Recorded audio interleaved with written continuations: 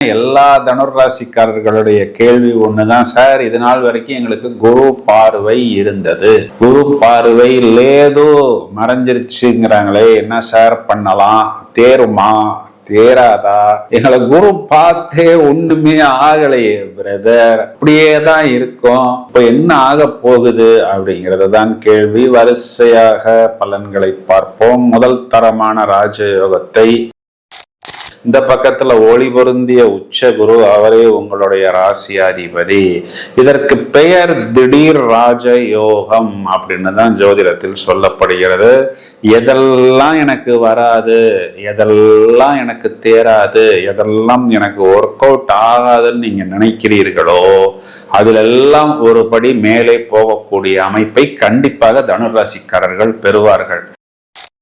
இருக்கு இல்ல, ஒரு வாகனம் இருக்கு ஓட்ட மாட்டேன், சாப்பாடு இருக்கு நான் சாப்பிட மாட்டேன், ஒரு பொருள் இருக்கிறது அந்த பொருளை நான் உபயோகிப்பதில்லை அனுபவிப்பதில்லை, இப்படி நல்லா வருத்தப்பட்ட நபர்களுக்கு உங்களை சுருட்டிய அந்த சாட்டானை இப்பொழுது குரு சுருட்டி விட்டார், லிக்விடேட் ஆக்கி விட்டார், நீர்த்து போக வைத்து விட்டார். இன்னும் ஒரு வருஷத்துக்கு அர்த்தாஷ்டம சனின்னு நீங்கள் யோசிக்க வேண்டிய தேவை இல்லைங்கிறதே உங்களுக்கு ஒரு மிகப்பெரிய பிளஸ் பாயிண்ட்.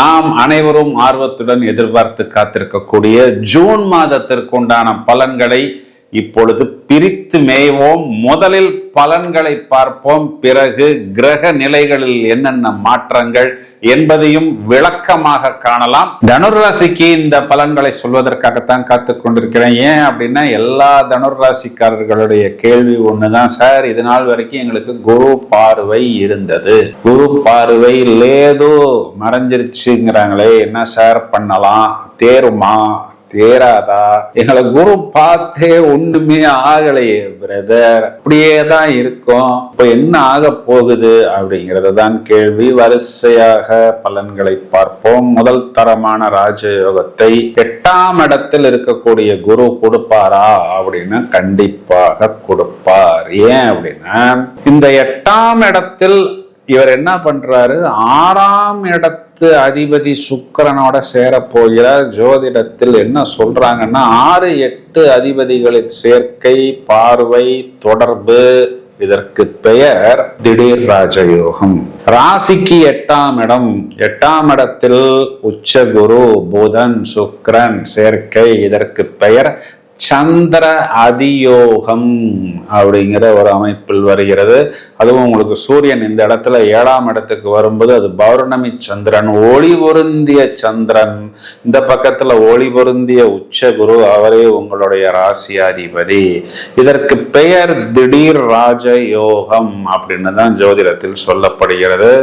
எதெல்லாம் எனக்கு வராது, எதெல்லாம் எனக்கு தேராது, எதெல்லாம் எனக்கு ஒர்க் அவுட் ஆகாதுன்னு நீங்க நினைக்கிறீர்களோ அதுல எல்லாம் ஒரு படி மேலே போகக்கூடிய அமைப்பை கண்டிப்பாக தனுராசிக்காரர்கள் பெறுவார்கள். 5ஆம் இடத்துல இருக்கக்கூடிய செவ்வாய் 6ஆம் இடத்துக்கு வந்தவுடன் முதல் தரமான ராஜயோகத்தை கொடுத்துத்தான் ஆக வேண்டும். உபஜயஸ்தானத்தில் செவ்வாய் இடம், பூமி சம்பந்தப்பட்ட விஷயங்கள், வேலை வாய்ப்பு, சகோதரர்கள் சம்பந்தப்பட்ட விஷயங்கள்ல மெயினா இவர்களுக்கு தொழிலை அமைத்து கொடுப்பார். 7ஆம் இடத்துல முதல்ல புதன் சுக்கிரன் கூட்டணி, அப்ப லைஃப் பார்ட்னர் மூலமாகவும் அபிவிருத்தி. புத்திகாரகன் புதன் ராசியை பார்க்கும் போது பிரமாதமான புத்திசாலித்தனம். சுக்கிரன் 7ஆம் இடத்துல இருக்கும் பொழுது கூட ஒரு நல்ல அட்ராக்ஷன், ஈர்ப்பு, ஒளிவட்டம் இவர்களுக்கு மட்டும் இல்லாமல் இவர்களுடைய லைஃப் பார்ட்னர் மூலமாகவும்.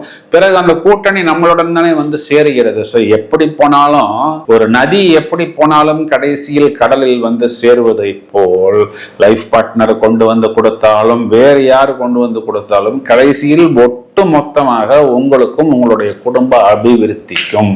இப்போ இந்த சந்திர அதியோகம்ங்கிறது புதன் சுக்கிரன் கூட்டணி 7ஆம் இடத்தில் இருந்தாலும் வேலை செய்யும், 8ஆம் இடத்தில் இருந்தாலும் வேலை செய்யும். இந்த ஜூன் மாதம் முழுவதுமே இருக்கும். தவிர இவர்களுக்கு இன்னொரு பெரிய பிளஸ் பாயிண்ட் என்னன்னா, ஒரு மைனஸ் பாயிண்ட் காலி ஆகிறது. என்னன்னா அர்த்தாஷ்டம இருக்கக்கூடிய சாட்டன் 7.5 பாதி எஃபெக்ட் அஷ்டம சனி, அந்த அஷ்டம சனியில் பாதி அர்த்தாஷ்டம சனி. இப்ப இத்தனை நாளா தனுர் ராசிக்காரர்களுக்கு நிம்மதி இல்லை, சமாதானம் இல்லை, சாட்டிஸ்பாக்சன் இல்லை.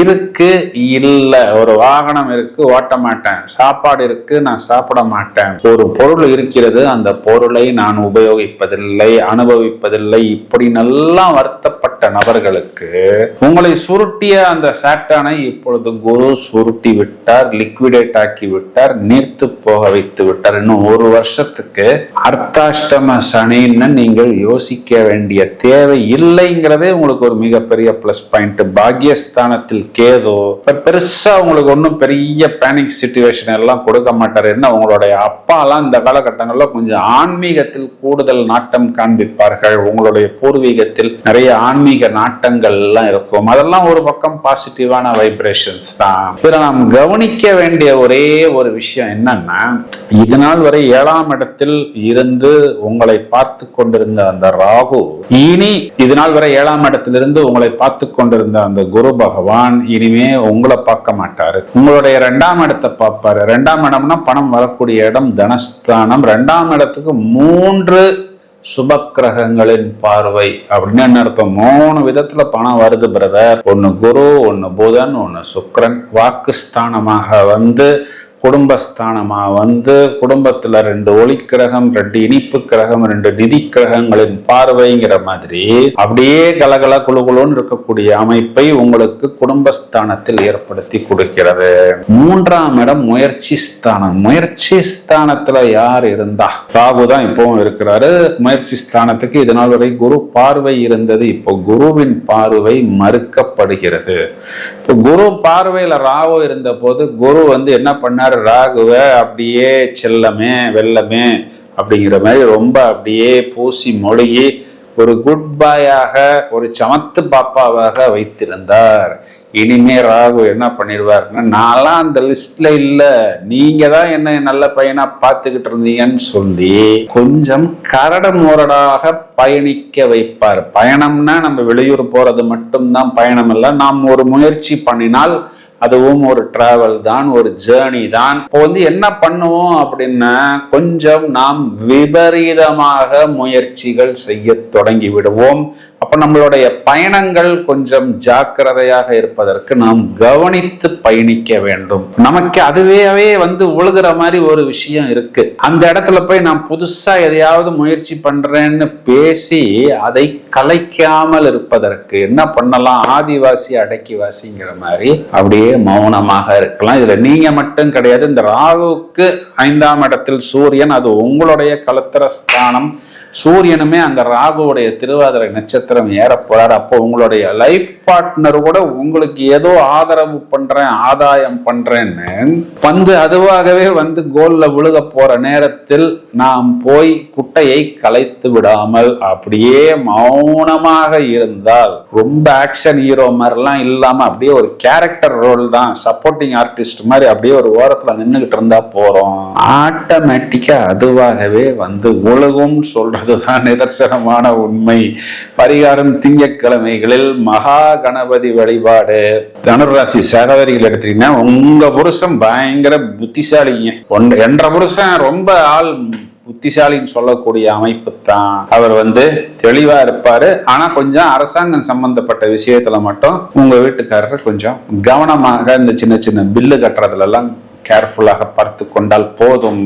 இதையும் தவிர வயதில் மூத்த நபர்கள் குறிப்பா சந்தோஷத்தில் உடல் எடை கூடாமல் பார்த்து கொள்ளணும். தேவையான பயிற்சி, முயற்சி, வாக்கிங், டயட்டிங். ஏன்னா 8ஆம் இடம் அடிவயிறு குறிகாட்டக்கூடிய இடத்துல 2 இனிப்பு கிரகம், அதுல 1 உச்சம். அதனால் கொஞ்சம் கவனமாக பார்த்து கொள்ள வேண்டும். மாணவர்கள் வந்து புதன் வந்து ஜாதகத்தில் முதலில் உங்களுடைய ராசியை பார்க்கிறார், பிறகு புதன் தனஸ்தானத்தை, வாக்குஸ்தானத்தை பார்க்கிறார். இப்போ படிப்புல குழந்தைகள் டெரர் பீஸாக இருப்பார்கள், தெளிவாக படிப்பார்கள், நிறைய விஷயங்கள் புஸ்தகத்தில் இல்லாத விஷயங்களை கூட அவர்கள் கிரகித்துக் கொள்வார்கள்.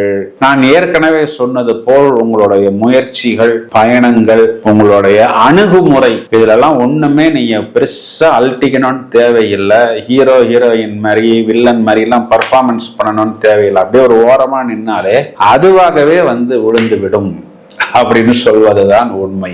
இப்போ நாம் இவ்வளவு நேரம் பார்த்த இந்த பலன்களுக்குண்டான கிரக நிலைகளை நாம் எடுத்துக்கொண்டால், ஜூன் மாதம் 9ஆம் தேதி சுக்கிரன் என்ற கிரகம் மிதுனராசி மண்டலத்திலிருந்து கடகராசி மண்டலத்துக்குள் வந்து அமர்ந்து குரு சுக்கிரன் கூட்டணியாக மாற இருக்கிறார். மேலும் ஜூன் மாதம் 16ஆம் தேதி சூரியன் என்ற கிரகம் ரிஷபராசி மண்டலத்திலிருந்து மிதுனராசி மண்டலத்துக்குள், அதாவது ஆணி மாதத்தின் தொடக்கத்தில் மிதுனராசி மண்டலத்தில் சஞ்சாரம் செய்ய இருக்கிறார். ஜூன் 20 இது நாள் வரை சொந்த வீட்டில் இருந்த செவ்வாய் என்ற கிரகம் மேஷத்திலிருந்து ரிஷபராசிக்கு சஞ்சாரம் செய்ய இருக்கிறார்.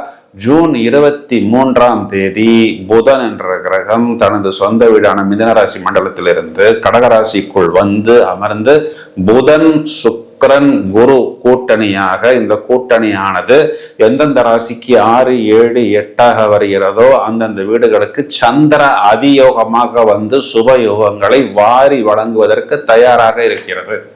இப்போ இந்த கூட்டணி பார்வைகள்ல மைனஸ் பாயிண்ட்னு எடுத்துக்கிட்டோம்னா, சனி பகவான் தனது 3வது பார்வையாக செவ்வாய் என்ற கிரகத்தை பார்க்க இருக்கிறார். இது சனி செவ்வாய் பார்வை அப்படிங்கிறது ஜோதிடத்தில் விபத்து என்றுதான் சொல்லப்படுகிறது. இதில் கொஞ்சம் கவனமாக அந்தந்த ராசிக்காரர்கள் இருந்து கொள்ள வேண்டும். மேலும் செவ்வாய் என்ற கிரகம் 8வது பார்வையாக தனுராசி மண்டலத்தை பார்க்க போகிறார்.